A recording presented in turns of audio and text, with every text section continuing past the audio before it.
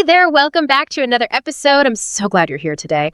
Whether you're listening on your morning commute, walking the dog, or sitting down with a cup of coffee, I want you to know that this one's going to change how you talk about money in English. And I mean, really change it. Now, before we dive in, let me paint a picture for you, a real story. Something that happened to a friend of mine. Let's call her Maria. Maria moved to Toronto from Colombia about 3 years ago. She's smart. She's got a master's degree in engineering. She speaks English pretty well past her IELTS with a 7.0. She was proud of that score. And honestly, she should be. But here's the thing nobody tells you when you move abroad.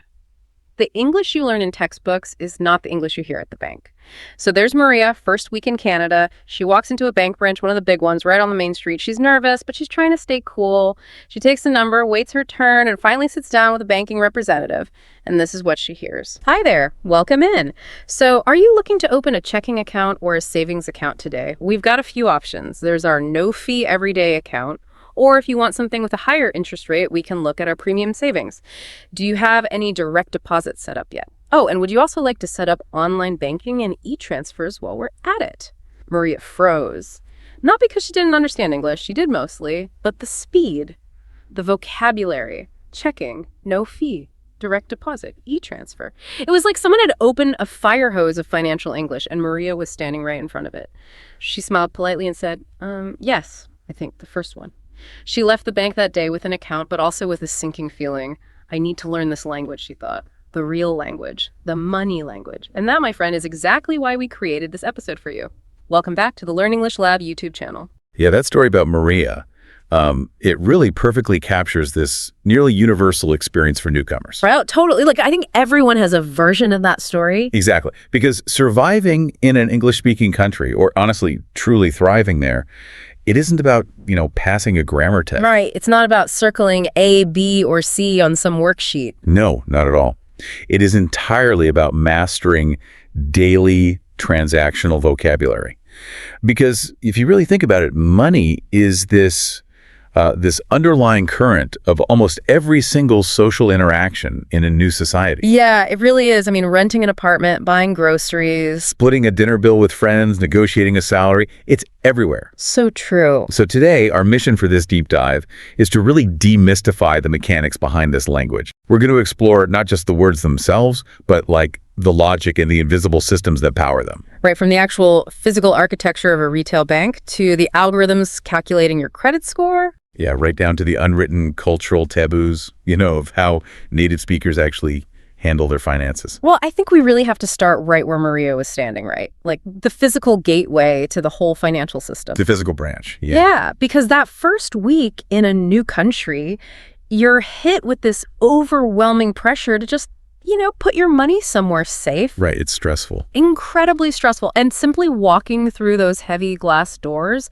it just feels loaded with anxiety. And it hit me the other day.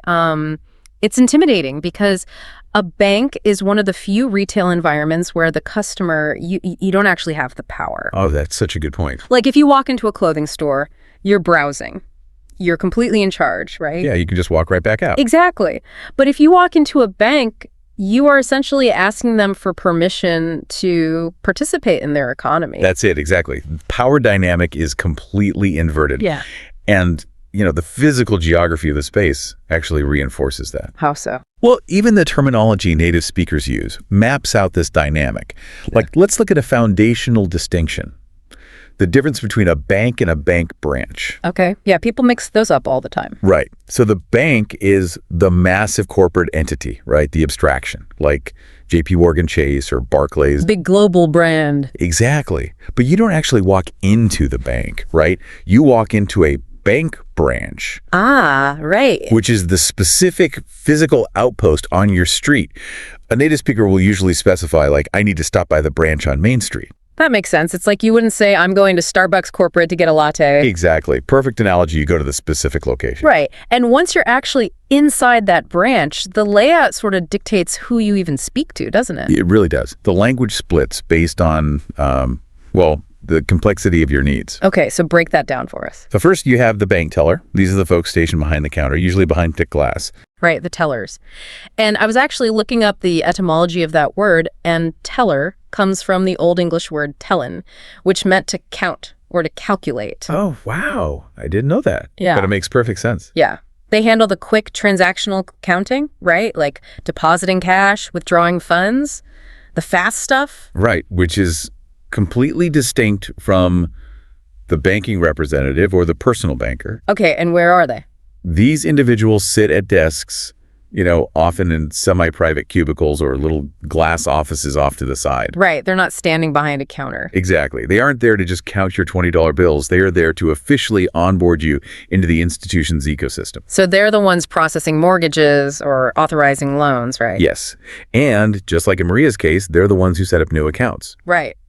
And look, to sit at that desk is to basically enter a rigorous bureaucratic maze. Oh, the paperwork. I mean, this is where the barrier to entry really materializes for people. It's intense. You sit down and they instantly ask for documents that essentially prove you exist. Yes, the identification phase. We're talking about government-issued ID like passports or national ID cards. Right.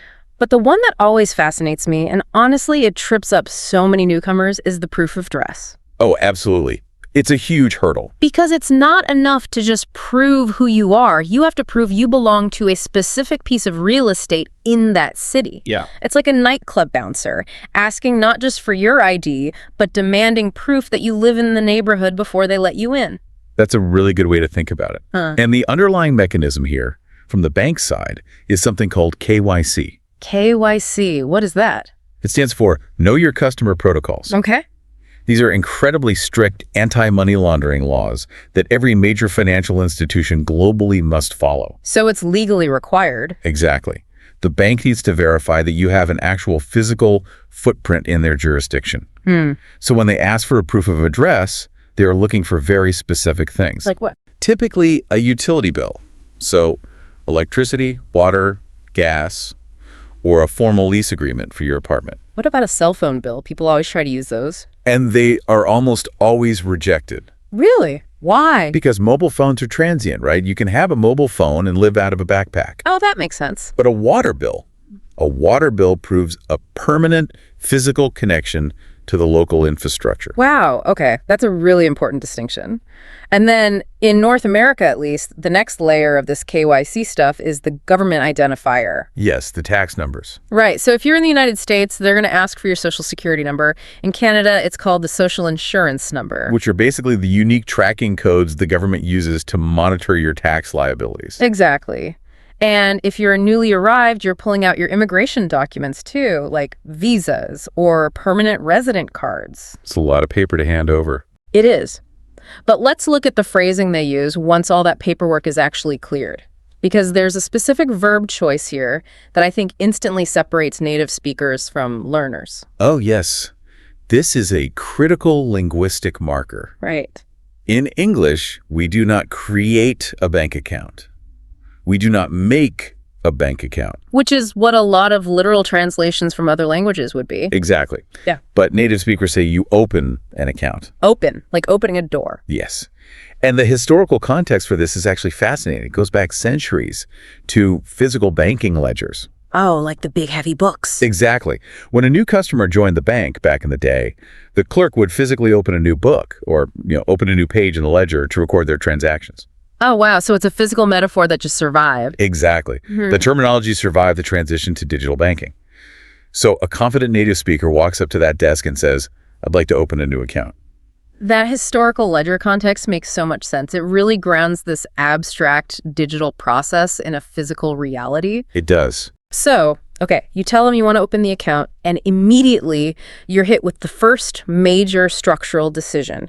Checking or savings. Right. Or both. Yeah, or both.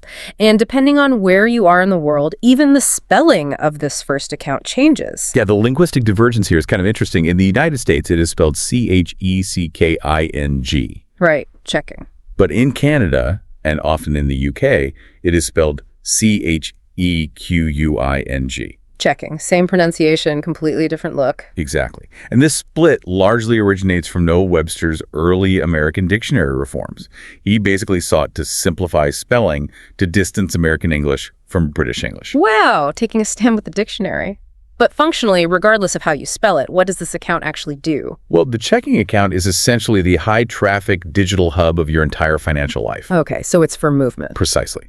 Your salary or your direct deposit flows into it. And then your rent, your groceries, your streaming subscriptions, all of that flows out of it. It's the operational center, like your digital wallet. Yes. It's designed for frictionless movement of cash.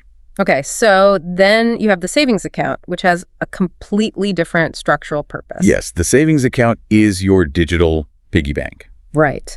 And the main incentive to put money in a savings account instead of just leaving it all in checking is interest. Yes. And let's just clarify for everyone listening, native speakers almost always pronounce that word as two syllables. Right. They don't say interest. Exactly. It's interest. You just swallow the middle vowel completely. Interest. Interest. Got it. But why does the bank actually pay you this interest? I mean, it's not out of the goodness of their corporate hearts, right? Definitely not. They pay you interest because you are essentially providing them with raw materials. Raw materials? Like what? Your money? Yes. This touches on the fundamental concept of fractional reserve banking. Okay. Explain that simply for us. Sure. When you deposit, say, $10,000 into a savings account, the bank doesn't just put your name on a box and lock it in a vault. Right. It's not just sitting there gathering dust. No.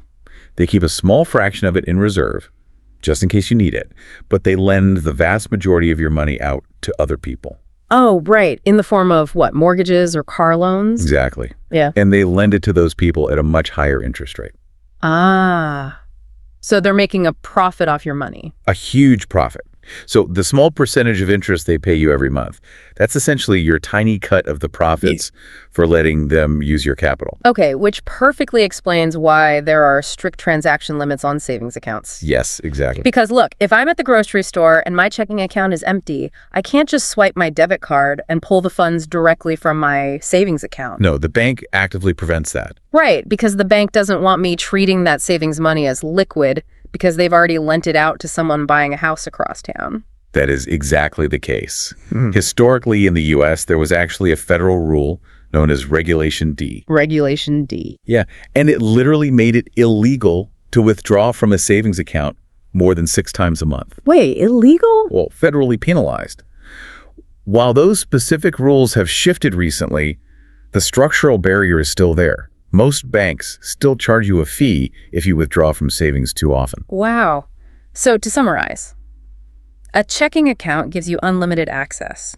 A savings account restricts access to ensure the bank has stable capital to play with. Perfectly said. Yeah. And this is exactly why when you open the checking account, the banking representative slides a piece of plastic across the desk that is linked exclusively to that checking account. Right, the card.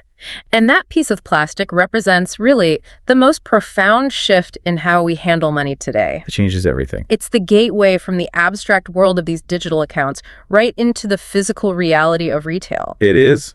But treating all plastic cards identically is incredibly dangerous. Oh, it's the fastest track to financial ruin. Right, because visually a debit card and a credit card look exactly the same. Yeah, they both have a 16-digit number, a little microchip, a magnetic stripe on the back. But functionally, they're entirely different universes. They are. And the fundamental question you have to ask yourself when holding that plastic is, whose money is this? Okay, let's break that down. Whose money is a debit card? A debit card is a direct pipeline to your own capital. Right. When you use it, the payment network queries your checking account in real time. If the funds are there, they are instantly deducted. Boom, gone. Exactly. If the account is empty, the transaction is declined. It is, for all intents and purposes, digital cash. The transaction settles immediately. But a credit card is essentially a deferral of reality. That's a great way to put it, because it is the bank's money. Right. It's not yours at all. No. Every single time you tap or swipe a credit card, you are entering into a microloan agreement with that financial institution. A microloan. Wow. Yes. You are spending their capital in the present with a contractual promise to reimburse them in the future. Typically at the end of a 30-day billing cycle. Exactly. The way I always think about it, a credit card is like an incredibly powerful piece of heavy machinery, like a chainsaw. A chainsaw. I like that. Yeah, because, look, if you know how to operate it, it provides immense leverage, right? Yeah. You get fraud protection, travel rewards, cash back. It's great. But if you walk onto the construction site and just start swinging that chainsaw around blindly... Meaning you view the card as free money. Exactly. If you treat it like free money, it will absolutely crush you. You'll lose an arm. Or drown in debt, yes. Right. So to operate it safely, we have to master the specific vocabulary that defines its boundaries. We do. And the most immediate boundary you hit is the credit limit. The credit limit. What does that mean in practical terms? This is essentially the algorithmic ceiling the bank places on your trustworthiness. Okay. So if your credit limit is $5,000, the bank has mathematically calculated that $5,000 is the absolute maximum risk they're willing to take on you at this specific moment. Right. They will not let you borrow $5,001. Exactly. The card will just decline. Okay, so you spend some money, you stay under your limit. Then a few weeks later, you get the statement. Ah, yes. The monthly reckoning. A reckoning. It really is. It's this itemized list of every coffee, every pair of shoes, every late-night Amazon purchase you made. And on that statement, there are two crucial numbers that basically dictate your financial health. One is the balance. Now, this is a word we really need to pause on because it causes so much confusion for English learners. It does. Because its meaning violently flips depending on what account we're actually talking about. Yes, the dual nature of the word balance is a fantastic linguistic trap. Explain the trap. Okay, so if you log into your banking app and look at your checking account, a high balance is a cause for celebration. Right. It means you're rich, or at least you possess a large sum of your own money. Exactly. But if you look at your credit card statement, a high balance is a cause for alarm. Because it represents the total sum of debt you currently owe the bank. Right. Same word, totally opposite emotional reaction. Wow, yeah. And sitting right next to that intimidating balance on your statement is a much smaller, much more deceptive number. The minimum payment. The psychological trap. It really is. Yeah. Because the statement might say, you know, your balance is $2,000, but right below it, it says your minimum payment is only $40. Right, so the bank is offering you this illusion of affordability. Exactly. You think, oh, I can afford $40, I'm fine. But if we look at the macroeconomics of the credit card industry, that minimum payment is the absolute engine of their profitability. How so? Well, the bank is legally required to offer you a minimum payment option, but they desperately hope you take it. They want you to only pay the $40. Yes, because if you only pay that $40, the remaining $1,960 rolls over to the next month. And then what happens? Then they apply the APR. Ah, APR, annual percentage rate. Which sounds so academic, right? It sounds like a boring math term, but it's really the penalty fee for holding on to their money. Exactly. It's the cost of borrowing. And the math here is honestly brutal because it's usually compounded daily. Wait, daily? Yes. So if your APR is 24%, they aren't just hitting you with a fee once a year. Right. They are calculating a fraction of that 24% every single day and adding it to your balance. So you end up paying interest on your interest. That is terrifying, which perfectly explains why the application process to wield this, heavy machinery is so heavily vetted. Yes, you don't just walk in and ask for a credit card. You have to trigger an investigation into your past behavior. Right. And when you apply, the bank executes what native speakers call a pull on your data. Yes, they pull your file from the credit bureaus. The credit bureaus being these massive data brokers that just track consumer behavior. Exactly. And there's a really vital distinction here between a soft pull and a hard pull. Yes, very important to know. So a soft pull is basically just a background check, right? Right. It's what happens when you get those letters in the mail saying you're pre-approved for a card. Yeah, the junk mail. Exactly. A soft pull doesn't affect your standing at all. But a hard pull happens when you formally, actively apply for the credit. And here's where I always struggle with the logic of this system. A hard pull actually damages your credit score temporarily. It does. Which is so frustrating. Yeah. Why am I punished for simply asking for access to credit? Like, if I'm trying to build a financial footprint, why does the algorithm penalize me for taking the first step? I know, it feels completely counterintuitive. Nah. But you have to look at it from the perspective of risk modeling algorithms. Okay, what does the algorithm see? A sudden request for new credit is viewed as a potential indicator of financial distress. Distress. Yeah. The algorithm thinks, wait, why does this person suddenly need access to $10,000 today? Did they just lose their job? Are they suddenly unable to cover their expenses? So asking for money looks desperate. Exactly. Now, a single hard pull only drops your score by a tiny bit, maybe a few points. Okay, not the end of the world. Right. But if an algorithm sees, say, 5 hard pulls in 1 week. Oh, because you went around applying at every bank in town. Yes. The algorithm assumes you are desperately seeking liquidity from anyone who will give it to you, which makes you a massive high-risk borrower. Wow, okay. That actually makes sense. Which brings us to the very core of North American finance, the invisible scorecard. The credit score. The credit score. This 3-digit number is the ultimate gatekeeper. It really is. I remember when I first really understood how pervasive this is. Like, you could be a doctor pulling in an incredible salary with pristine moral character, right? Sure. But if that 3-digit number is low, the system is entirely blind to your humanity. It only sees the math. That's a perfect way to describe it. It's purely mathematical. But it hasn't always been this way, right? No, actually. The transition to this algorithmic system is quite recent in historical terms. Oh, really? When did it start?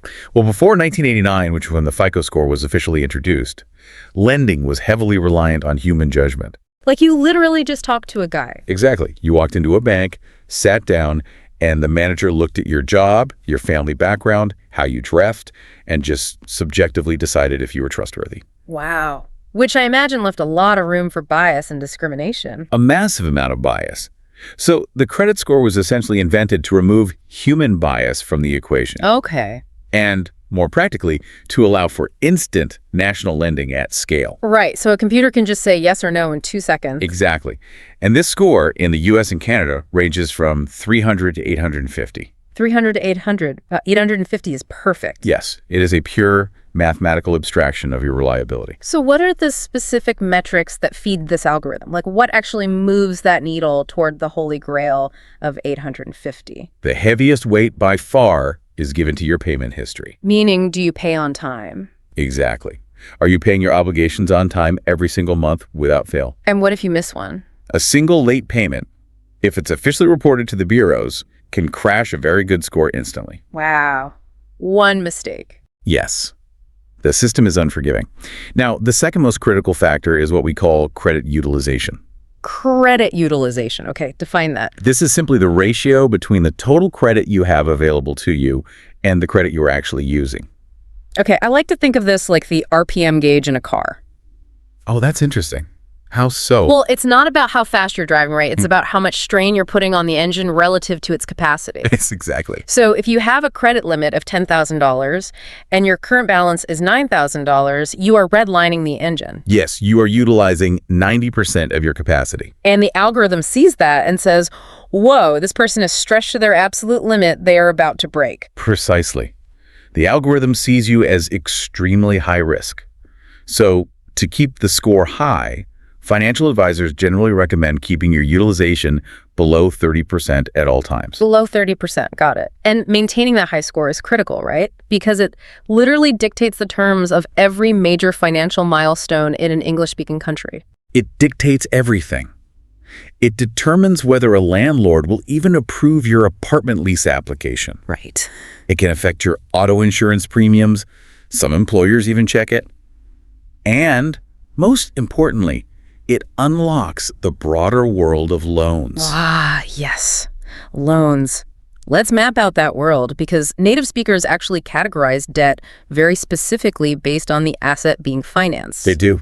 It's not all just a loan. Right. So first you have the personal loan. Which is an unsecured loan. Meaning what? Meaning there's no physical asset attached to it. It's just based purely on your signature and your credit score. Oh, okay. So people use those for what?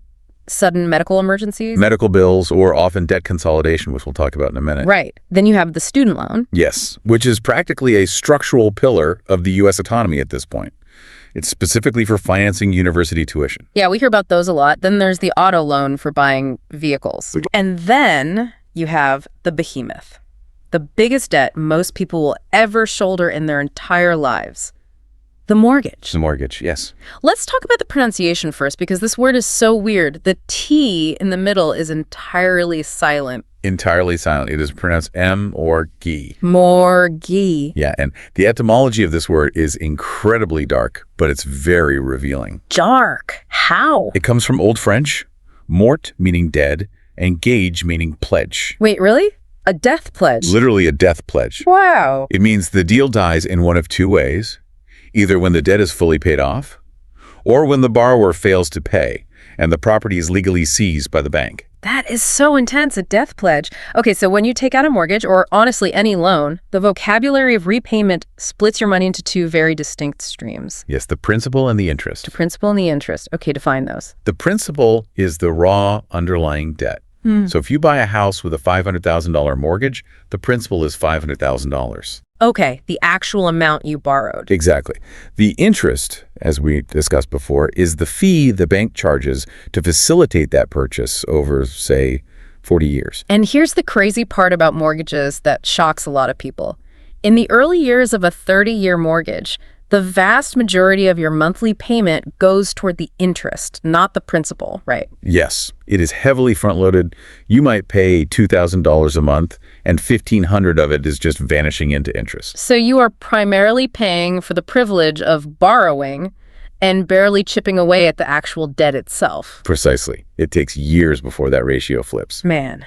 And the stability of that monthly payment, knowing exactly what you owe, relies entirely on whether you chose a fixed rate or a variable rate. A huge, huge decision. Break those down for us. Okay, so a fixed rate locks you into a specific mathematical reality. Right. If your rate is, say, 5% on the day you sign, it stays 5% for the entire term of the loan. It is completely insulated from global economic chaos. So it's safe. Very safe. It's predictable. But a variable rate, sometimes I hear it called an adjustable rate. Yes, same thing. A variable rate is tied to the macroeconomic shifts of the central banks. Okay, so what does that mean in practical terms? It means opting for a variable rate is essentially making a bet on the broader economy. A bet? Yes. It might start lower than a fixed rate, which offers you a cheaper monthly payment initially. Which sounds great. It does. But if inflation rises and the central bank hikes interest rates to cool down the economy, your variable rate climbs right alongside it. Exactly. And suddenly, your monthly payment could increase by hundreds of dollars without any warning. Just overnight. Yes. And historically, those sudden rate spikes have triggered massive waves of housing foreclosures because people simply couldn't afford the new monthly payment. That structural risk, the danger of not understanding the compounding weight of interest, is really perfectly highlighted by a story in the source material about a guy named Ahmed. Oh, yes. Ahmed's story. It's a perfect case study. It really is. It shows exactly how financial vocabulary translates into a real-world crisis. Right. So, Ahmed moves from Egypt to London in his mid-20s. He lands a solid job, rents a nice flat, and he receives his very first UK credit card in the mail. A huge milestone. Yeah. And from a cultural perspective, he feels like he's finally arrived. To making it. Exactly. So he buys a new jacket, he takes friends out to dinner, and every time he swipes the card, he uses that classic internal justification. I'll just pay it off next month. I'll just pay it off next month. We've all said it. We really have. And the psychological trap here is the dissociation from physical cash. Right, because swiping a card doesn't trigger the same pain centers in the brain as physically handing over paper money. No, it feels like a video game. It doesn't feel real. Exactly. So Ahmed falls into the exact dynamic we were just discussing. He relies on making only the minimum payments. Which is what the bank wants. Right. What he failed to calculate was the sheer velocity of his 22% APR. Because that interest is compounding fast? Yes. So even though he was sending money to the bank every single month, his total debt was actually accelerating. Because the interest generated each month was larger than his minimum payment. Exactly. So within a single year, he's staring at a balance of £6,000. Wow. And here's the terrifying part. The interest alone on that balance is costing him nearly £100 a month. So he is literally paying a monthly subscription fee for meals he consumed 12 months ago. Yes. That is such a bleak way to put it, but it's totally true. He had fallen into a state defined by a very specific native phrase. He was, quote, living beyond his means. Living beyond your means. That is a crucial diagnostic idiom in English. What exactly does means refer to there? Means refers to your total available income, your resources. Okay.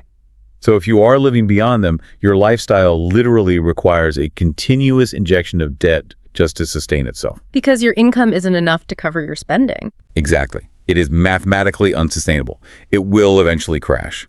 The cultural goal, of course, is the inverse. living within your means. Right. Or ideally living below your means so you can actually generate surplus capital and save. Exactly. Now, what's really impressive about Ahmed's story is how he actually breaks the cycle, because he doesn't just panic and default on the debt. No, he confronts the system. Right. He goes to a banking representative at his branch and initiates a process known as debt consolidation. Debt consolidation, yes. Let's look at the mechanics of this because it's a super powerful tool. It is. Debt consolidation is basically an exercise in financial restructuring. Okay, how does it work?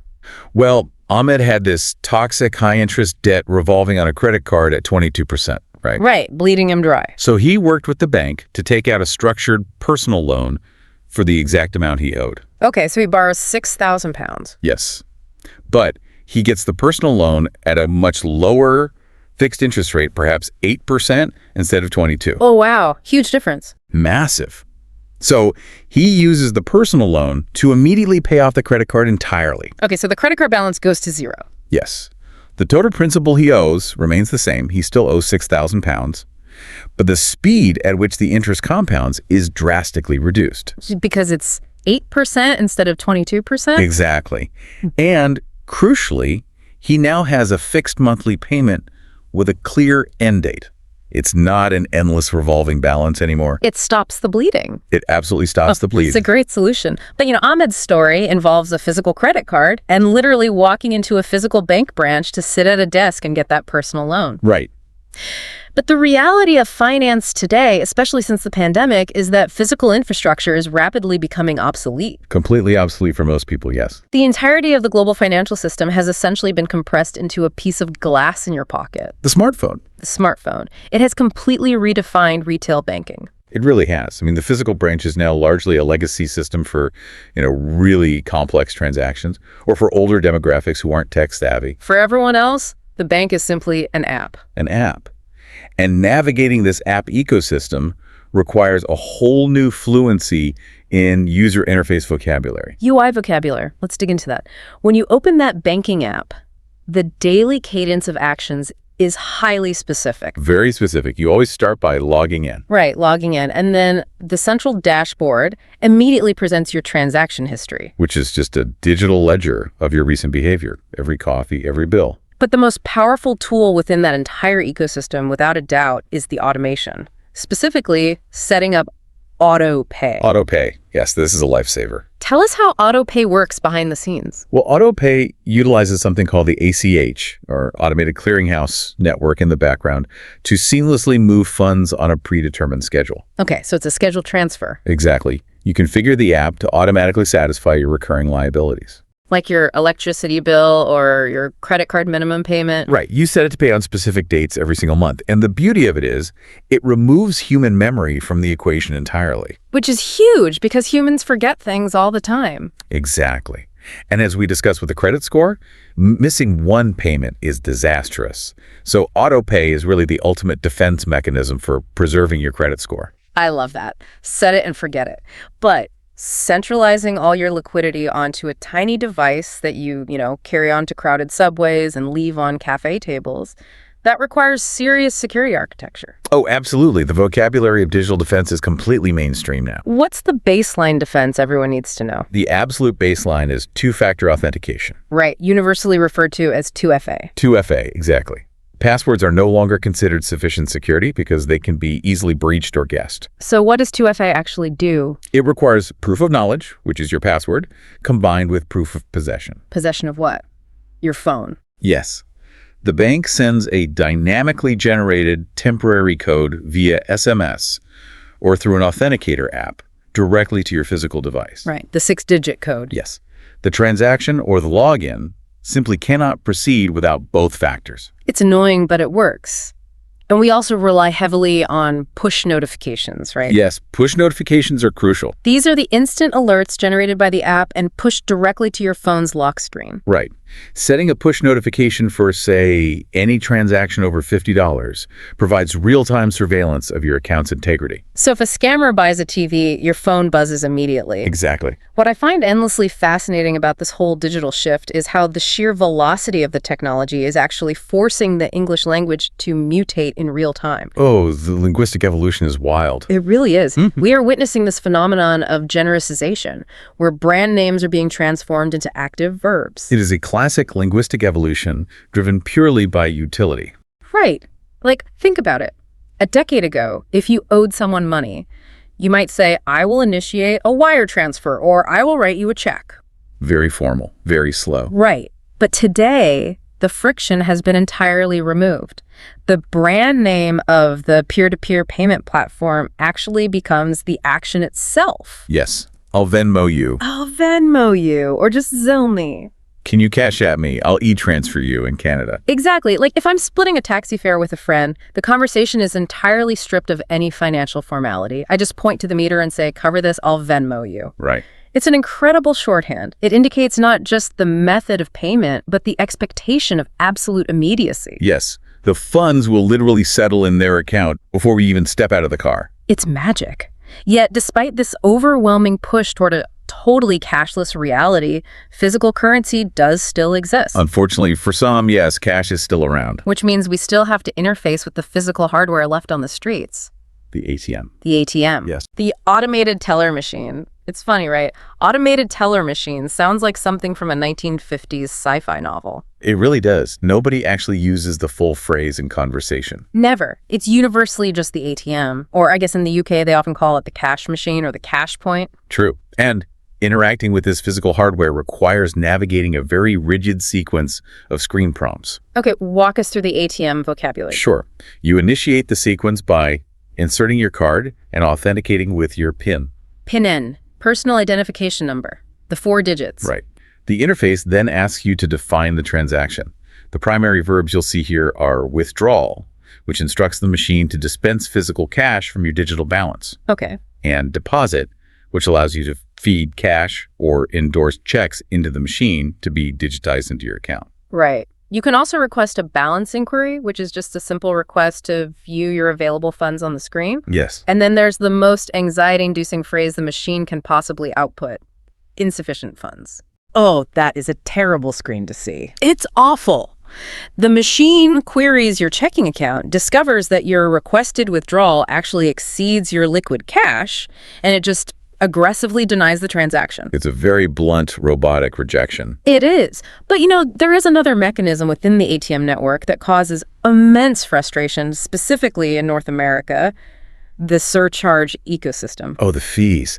The economics of the ATM network are so complex and so frustrating for consumers. Explain how it works, because people lose so much money to this. Okay, so if you bank with a major institution, let's say Bank A, and you use an ATM owned by Bank A, the infrastructure is entirely in-network. Okay, in-network. Yes, the transaction is seamless, and most importantly, it is free. Right, because it's your bank's machine. Exactly. However, if you are traveling and you use an ATM owned by Bank B, or worse, one of those privately owned generic machines in a convenience store. The ones that just say ATM in neon letters? Yes, those. You are now operating out of network. And that's where the double fee trap springs. The double fee trap. It's brutal. I've had this happen so many times. I need $20 for a cash-only vendor at a farmer's market or something. I use a random ATM. The machine itself pops up a warning saying it will apply a $3 surcharge for the convenience. Right. But what they don't tell you on that screen is that my own bank, Bank A, will also penalize me another $2 for using a competitor's infrastructure. Yes. They hit you from both sides. So my $20 withdrawal just literally cost me $25, the 25% tax, just to access my own money. Which heavily influences consumer behavior, right? And spatial navigation in cities. Yeah, how so? You will frequently hear native speakers say, hold on, I need to find a fee-free ATM, or is there an in-network ATM near here? Right. They will literally walk 4 extra blocks just to save $4. Exactly. They are actively calculating the geographic cost of accessing their own money. It's wild. And this constant friction, right? The hidden ATM fees, the instant velocity of Venmo, the automatic deductions of autopay, it makes it terrifyingly easy to lose spatial awareness of your own cash flow. It's a blur. Your money is moving at the speed of light, and if you aren't actively directing it, it simply vanishes. It absolutely does. Which brings us to the mechanics of taking control, budgeting and paying the bills. Yes. A budget is fundamentally a proactive allocation of your resources. Right. Telling your money where to go instead of wondering where it went. Exactly. It is an acknowledgement that your income is finite. So within North American financial planning, what's the most universally taught framework for this allocation? The absolute gold standard for beginners is the 50-30-20 rule. 50-30-20. Okay, where does this come from? It was actually popularized by Senator Elizabeth Warren during her academic career when she was researching bankruptcy. Oh, interesting. Yes, it provides a very simple percentage-based template for managing your after-tax income. All right, let's break down the mechanics of those percentages. Starting with the 50%. The 50% is strictly allocated to needs. Needs. Okay, what qualifies as a need? These are the infrastructural requirements for your physical survival and basic societal functioning. So rent. Rent, groceries, baseline utilities like water and electricity, minimum payments on existing debt. Health insurance. Yes, health insurance. A good rule of thumb is, if you lose your job tomorrow, these are the expenses that remain. You cannot cut them without severe consequences. Okay, so that's half your income gone immediately to survival. Exactly. What's the 30%? The 30% is designated for wants. Wants. The fun stuff. The fun stuff.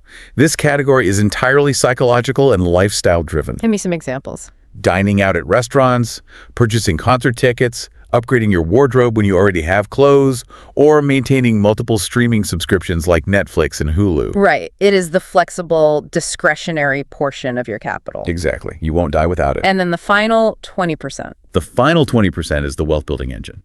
Savings and debt. Okay, so this is the capital you deploy to, what, build an emergency fund?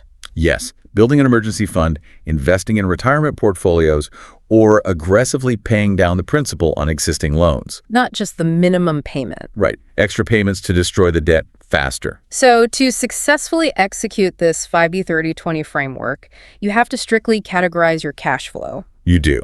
And the vocabulary of cash flow is very binary. It's income versus expenses. Money in, money out. Exactly. But within the expenses column, financial advisors force you to categorize even further. You have to split them into fixed and variable. Okay, what's a fixed expense? Fixed expenses are predictable and contractually bound. They do not change month to month. So your rent or your mortgage payment is fixed. Right. Your auto insurance premium is fixed. It costs the exact same amount every single billing cycle. Okay, so they're easy to budget for. Yes. But variable expenses. That's where the chaos lives. The chaos lives in the variable column, yes. Yeah. Because the grocery bill fluctuates based on inflation and, frankly, your choices in the aisle. Right. The amount you spend on gas fluctuates based on how much you drive. Exactly. And if you aren't actively tracking that variable column, you slide right into a precarious economic state known as living paycheck to paycheck. Yes. Think about the psychological reality of that phrase, paycheck to paycheck. It sounds exhausting. It implies a total lack of financial buffer. Right. It means the entirety of your income is consumed by your baseline expenses and your unmonitored variable spending. So by the time the next direct deposit finally arrives on Friday, your checking account balance is hovering near zero. There is absolutely no surplus.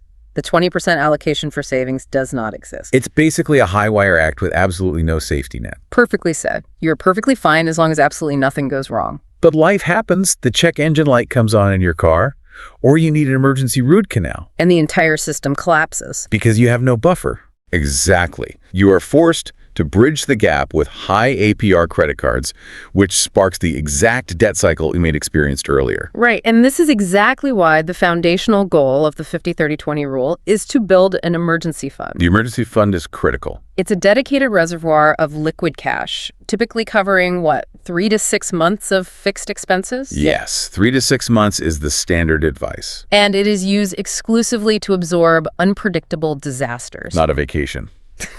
Right. So there's a narrative in the source text about Sophia, which is honestly an excellent demonstration of how to transition from the paycheck to paycheck cycle into actual stability. I love Sophia's story. It's so relatable. So Sophia was a young professional living in New York. Her income was objectively high, yet she consistently felt financially strained. Because her fixed expenses were manageable, but her variable expenses were completely undocumented. Right. She had no idea where her money was going.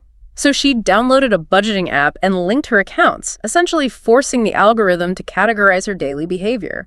And what she discovered was the classic latte factor Yeah. on a massive scale. The lotto factor. Explain that. It's the idea that tiny everyday variable spending, like buying a $5 latte every morning, adds up to a massive annual expense. Right. Her variable spending on takeout food, artisanal coffees, and ride shares had added up to a staggering sum.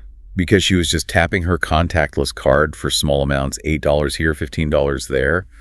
Her brain literally didn't register the cumulative loss. Small leaks sink a great ship. Exactly. The data forced a confrontation with reality. So she immediately began optimizing her cash flow. She canceled redundant streaming subscriptions. She called her internet service provider and negotiated a lower monthly rate. Yes, by constricting her variable and fixed lifestyle expenses, she manufactured a monthly surplus. She created a gap between her income and her expenses. Exactly. And she redirected that surplus into a high-yield savings account. Within 6 months, she had constructed a fully funded emergency fund. She bought herself peace of mind. She really did. But, alongside managing that macro-level budget, there's the micro-level task of physically executing the transactions, paying the bills. Right. The actual mechanics of it. And there are very rigid grammatical conventions in English for discussing this process that non-native speakers frequently invert. Oh, syntax errors are so common here. What's the biggest one? The most common syntactic error is placing the word bill before the category. Give me an example. Well, in many Romance languages, the direct translation would lead you to say the bill of electricity. Right. That sounds very formal. But in English, the category acts as an adjective preceding the noun. You must say the electricity bill, the water bill, the phone bill. Right. The electricity bill. And the action verb we use is equally specific. You do not do a payment. Correct. You make a payment. Make a payment. Yes. You might tell a colleague, I have to log in and make my car payment this afternoon. Got it. Furthermore, the timeline of that payment revolves heavily around the word due. D-U-E. Yes, due. My rent is due on the 1st. Meaning the first of the month. The due date is the absolute contractual deadline. Exactly. And if you fail to make the payment by the due date, you enter a state of delinquency. But we don't really say delinquency in casual conversation, do we? No, the casual phrase is being behind. Behind, like physically lagging backwards. Right. I am behind on my rent indicates that you have missed previous deadlines and you owe arrears. And the consequence of being behind is usually the late fee. The late fee, yes. A punitive financial charge added to your principal balance just for breaching the contract timeline. It's expensive to be poor, as they say. It really is.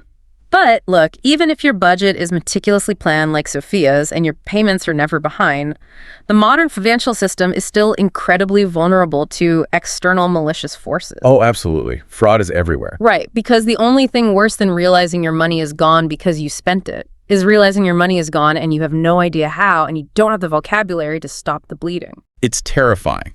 When the system breaks, or when bad actors infiltrate your accounts, you require a highly specific set of emergency protocols. Let's look at a scenario involving physical loss first. Layla, from the source text, realizes her debit card is simply missing from her wallet. Right. She searches her apartment, but it's just gone. So she is forced to call the bank's customer service hotline. Always a fun experience. Right. When Layla navigates the automated phone tree and finally reaches a human agent, let's call him Marcus. She explains the situation. What's the first thing Marcus does? Marcus initiates protocol by verifying her identity using the address on file. The address on file? Yes. This phrase simply refers to the primary residential address the bank currently holds in their secure database. Okay, so once she's authenticated, Marcus informs her he will freeze that card. Freezing is such an evocative, accurate term. It really is. It paints a perfect picture. In the back-end payment gateway, the bank flips a digital switch that instantly nullifies the card's 16-digit number. Right. If someone picked up Layla's card on the sidewalk and tried to buy a coffee, the terminal would just reject it. The plastic is rendered completely inert. It is frozen. Exactly. Layla then asks a really critical operational question. Can she still access her checking account in the meantime? In the meantime. That refers to the logistical gap. The 5 to 7 business days required to physically manufacture and mail her a new replacement card. Right. And Marcus confirms that the underlying checking account remains perfectly active. The freeze only applies to that specific lost piece of hardware. Yes, she can still utilize autopay, digital transfers, everything else. Okay, so losing a card on the subway is an accident. But the financial ecosystem is constantly under attack by organized, sophisticated fraud. It is an arms race. It really is. And the vocabulary of these scams is absolutely essential for self-defense. Let's dissect the three primary vectors: phishing, identity theft, and skimming. Okay, let's start with phishing, spelled with a PH. Right, phishing. This is a social engineering attack executed via email or SMS texts. The psychological mechanism here relies entirely on creating a sense of urgency and authority. How does it work? You receive an email meticulously designed to look exactly like a legitimate communication from your bank. With the logos and everything. Yes. It claims your account is locked due to suspicious activity, and it provides a link to verify your credentials. And if you click it, the link directs you to a counterfeit website that captures your username, your password, and even intercepts your 2FA codes, basically handing the attackers full, unfettered access to your liquidity. they are literally fishing for your data, using fear as the bait. Exactly. And if they gather enough of that data, it escalates to the second factor, identity theft. This is catastrophic. This isn't just stealing your login. This is stealing your entire financial persona, right? Yes. A criminal acquires your social security number, your date of birth, your address, and begins applying for new credit cards and auto loans entirely under your name. And the algorithms just approve the loans based on your good credit history. They do. The criminal extracts the cash, vanishes, and you're left with the legal liability and a destroyed credit score. It can take years to unwind that. It is a nightmare. Okay, the third vector is skimming, which kind of bridges the digital and physical worlds. Skimming targets the vulnerabilities of physical hardware, like ATMs or gas station pumps. How does a skimmer actually work? Criminals physically overlay a nearly invisible counterfeit card reader directly on top of the legitimate card slot. Wow. When you insert your debit card, the skimmer reads and clones the data stored on the magnetic stripe. Often, there's also a tiny hidden micro camera that records your fingers typing your PIN. That is terrifying. It is. They then encode a blank piece of plastic with your data and empty your checking account at a completely different ATM across town. Okay, so if I'm reviewing my transaction history on my app and I suddenly see a $500 charge for a luxury hotel in Paris, but I'm sitting in my living room in Chicago, I need to act immediately. But I can't just call the bank and yell, "I didn't buy this." Right. I need to trigger the legal mechanisms of consumer protection. What is the precise terminology I must deploy? Terminology is absolutely your shield here. You must invoke formal banking procedures. You state clearly to the agent, "I'm calling to report an unauthorized transaction." Unauthorized transaction. Yes. The word unauthorized has heavy legal weight.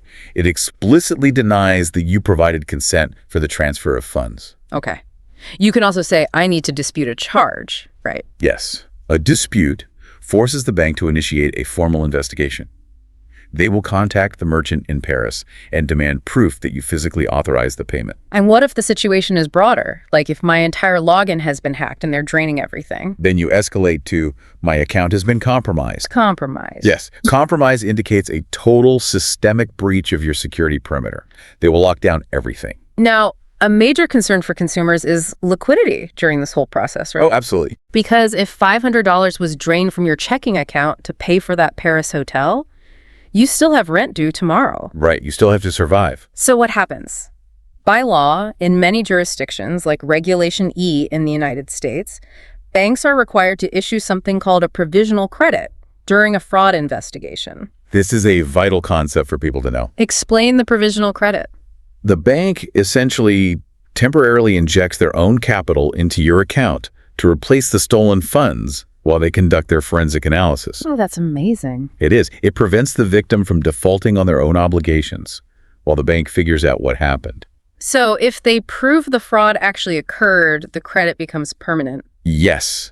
But if they investigate and prove you actually were in Paris and made the purchase, they will instantly revoke the credit. Wow. Okay. So knowing these exact phrases, unauthorized transaction, dispute, compromise, provisional credit, it literally transforms you from a helpless victim into a proactive participant who understands the leverage points of the system. Mastering those leverage points is how you ensure your survival. It really is. But the ultimate goal of learning this language isn't just survival, right?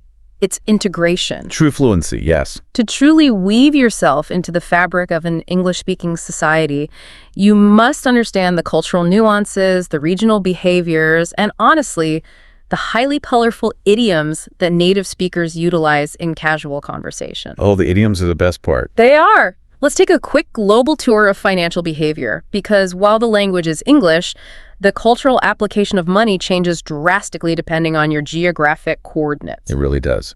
Let's examine the United States first. Okay. The financial culture there is intensely leveraged. Meaning debt-driven. Very. The U.S. is built on a foundation of credit velocity. Americans utilize credit cards for almost every interaction, down to a $3 cup of coffee. Which is wild to people from other countries. It is. But this behavior is driven by aggressive rewards programs, cashback, and travel points, which heavily incentivize constant swiping. Right. And culturally, there is also the tipping structure, which is so rigid. Adding 15 to 25% to a restaurant bill is socially mandatory in the U.S. It basically subsidizes the wages of service workers. And lately, the buy now, pay later phenomenon has fundamentally altered e-commerce there, right? Yes. It allows consumers to fractionally finance everyday purchases, like clothing or even cosmetics, over several weeks. Buying a t-shirt on an installment plan? It's crazy. Okay, contrast that hyper-leveraged environment with the United Kingdom. Ah, the UK. They're racing toward an entirely cashless society at a breakneck pace. Really? Yes. In London, contactless payment is not just an option, it is the absolute standard. You navigate the underground by just tapping your phone or your smartwatch. Right, no tickets. Many retail establishments legally refuse to accept physical banknotes entirely. Wow. And structurally, how do they save? The UK populace relies heavily on ISE's individual savings accounts, which shelter their investment gains from taxation. And from a social etiquette perspective? Oh, splitting a pub tab evenly among friends is a very casual, frictionless expectation. No one argues over who had the extra pint. That's nice. Okay, what if you cross the Atlantic to Canada? In Canada, the technological habits shift again. Canadians are heavily reliant on Interact e-transfers. Which is basically a ubiquitous national system for moving money instantly via email addresses. Exactly. And they navigate this complex alphabet soup of registered investment accounts, like RSPs and TFSAs. But culturally, what's the defining characteristic of Canadian financial discourse right now? Oh, without a doubt, it's real estate. Housing. Yes. In metropolitan centers like Toronto or Vancouver, housing costs and mortgage rates absolutely dominate dinner party conversations. It's all anyone talks about. It really is. Okay, finally, looking at Australia, the terminology shifts slightly there too. Yes. Australians utilize the brand term paywave to describe contactless tapping. I'll just paywave it. Right. And their retirement infrastructure is entirely different. It's known as superannuation. Superannuation, what is that? It's a mandatory system where employers are legally required to contribute a percentage of an employee's salary into a managed retirement fund. That's brilliant. And culturally, Australians maintain a famously egalitarian, no-worries attitude toward informal debts and cost-sharing among their social circles. I love that. But look, despite the vast differences in how a Londoner or a Torontonian taps their phone, there is one massive, unifying cultural rule that spans the entire English-speaking world. Ah, the great taboo. The great taboo, the unspoken boundary of polite society. In English-speaking cultures, personal finance is considered an intensely private domain. Very private. It is viewed as an extension of personal sovereignty. Consequently, it is a severe breach of etiquette to ask direct, quantitative questions. Give me an example of what you cannot ask. You simply do not ask a colleague, how much money do you make? Or what is your exact salary? Oh, never. It is the fastest way to make a room go incredibly tense. It violates the social contract entirely. You also avoid asking, how much did you pay for your house? Or what is your monthly rent? Right. Those numbers are closely guarded secrets. Why is that? The psychology behind this stems from a mixture of historical class structures and, honestly, modern corporate strategies that encourage salary secrecy to suppress wage negotiation. Ah, of course. Keep the workers quiet. Exactly. Yeah. You only share these figures with your absolute closest confidants or, mortgage broker. Right. But this doesn't mean money is completely absent from conversation. No. Native speakers discuss the economy constantly. But they do so in abstract, qualitative terms. Yes. They will complain that inflation is out of control, or note that groceries are absurdly expensive right now. Or complain about the central bank's interest rate policies. Exactly. They discuss the macro environment, never the micro spreadsheet of their own lives. To navigate those abstract conversations, native speakers rely heavily on phrasal verbs and idioms. Phrasal verbs are the absolute glue of casual English. They really are. They turn rigid financial concepts into dynamic, everyday actions. Let's analyze the essential list provided in the source material, starting with the mechanics of debt. The primary action regarding debt is to pay off. Pay off. This phrasal verb signifies a complete, total elimination of a liability. So I finally paid off my student loans. Yes, it implies finality. And this is distinct from payback, which is inherently interpersonal. Payback, like returning funds to an individual. Exactly. Thank you for covering the dinner bill. I will pay you back tomorrow. Got it. Okay, when it comes to accumulating capital, we use save up. Save up implies a targeted future goal. We are saving up for a down payment on a house. It has intentionality behind it. And if you need to accelerate that saving, you have to cut back on. Which is exactly what Sophia executed perfectly. Right. It means to deliberately reduce your volume of consumption. I really need to cut back on ordering delivery. It's ruining my budget. We've all been there. Now, what's the verb for acquiring new debt? The verb is take out. You do not get a loan, you take out a loan. She had to take out a personal loan to repair her car's transmission. Exactly. And regarding the management of your current cash flow, we use set aside. Set aside. This is the act of physically or digitally segregating funds for a specific purpose. I set aside $200 from every paycheck for my emergency fund. And when disaster strikes, you have to dip into those funds. Dip into carries a slightly reluctant connotation, doesn't it? Yeah, it implies accessing capital that you really intended to protect. I had to dip into my savings to cover the veterinary bill. On the negative side of behavior, we have rack up. Rack up. This describes the rapid, often careless accumulation of debt or expenses. He went on a week-long vacation and racked up $4,000 in credit card debt. The final phrasal verb is bail out. Bail out, which originates from nautical terminology, right? Like removing water from a sinking ship. Exactly. But in finance, it means to rescue an individual or even a massive corporation from imminent financial collapse. He racked up so much gambling debt that his parents had to liquidate their assets to bail him out. Those phrasal verbs describe the actions, but the color idioms describe the emotional state of having or lacking capital. Oh, the idioms are great. Let's go through them. If a native speaker says a purchase was worth every penny, they are expressing absolute satisfaction. The item or experience required significant capital, but the utility or joy derived from it entirely justified the expense. There is zero buyer's remorse. Exactly. The linguistic spectrum of poverty and wealth is equally descriptive.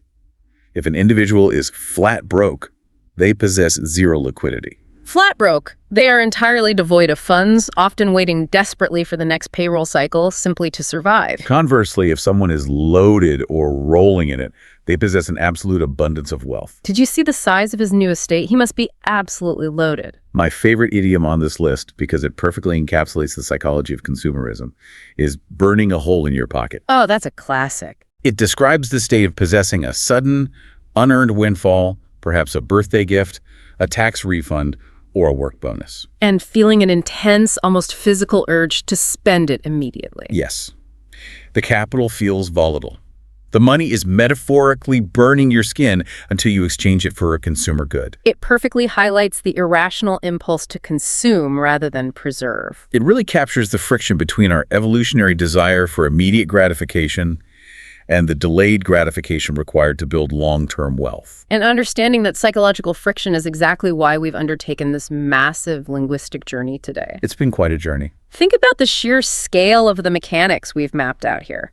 We started with Maria, paralyzed by the specialized vocabulary of a banking representative. We broke down the architecture of the branch, dissecting the macroeconomics behind checking accounts and the fractional reserve system powering savings accounts. We analyzed the profound danger of plastic differentiating between the immediate settlement of debit and the complex, high-stakes leveraging of credit. The chainsaw. The chainsaw.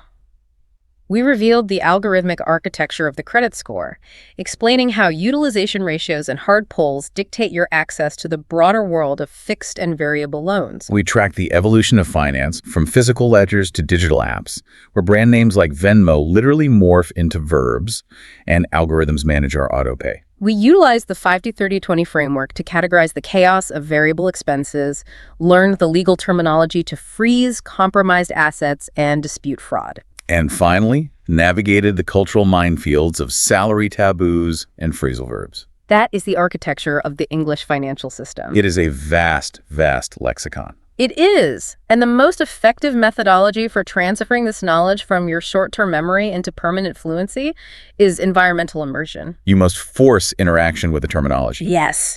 If you are listening to this deep dive on your smartphone right now, here's my challenge to you. The moment this audio concludes, open your primary banking application. Right now. Navigate to the settings menu and forcefully change the language interface to English. Oh, that's brilliant. Commit to it for 1 week. Force your brain to process the words withdrawal, deposit, balance, routing number, and transaction every single time you check your liquidity. It will generate cognitive friction for the first 48 hours, sure. But that friction is the exact mechanism that will cement this vocabulary into your neural pathways permanently. Passive listening must transition into active application. Exactly. Now, before I leave you with a final thought, I need to remind you to please like, share, and subscribe to this YouTube channel. It really helps us bring more deep dives like this straight to your feed, decoding the systems that govern our daily lives. Analyzing the intersection of linguistics, psychology, and economics reveals so much about how our societies are structured. It really does. And I want to leave you with one final provocative thought to mull over while you go about your day. Think about the concept of linguistic determinism. The idea that the words we use actually dictate the boundaries of our thoughts. Yes. How does the specific English language we use to describe money actively shape our behavior with it? If the banking industry was legally forced to rename a credit card to a debt card, would you be so quick to tap it for a cup of coffee? Probably not. Does the clinical sanitized vocabulary of finance words like balance, APR, utilization serve to anesthetize us against the true danger of spending? Or does it give us the analytical tools to finally save? Think about it. We'll see you next time.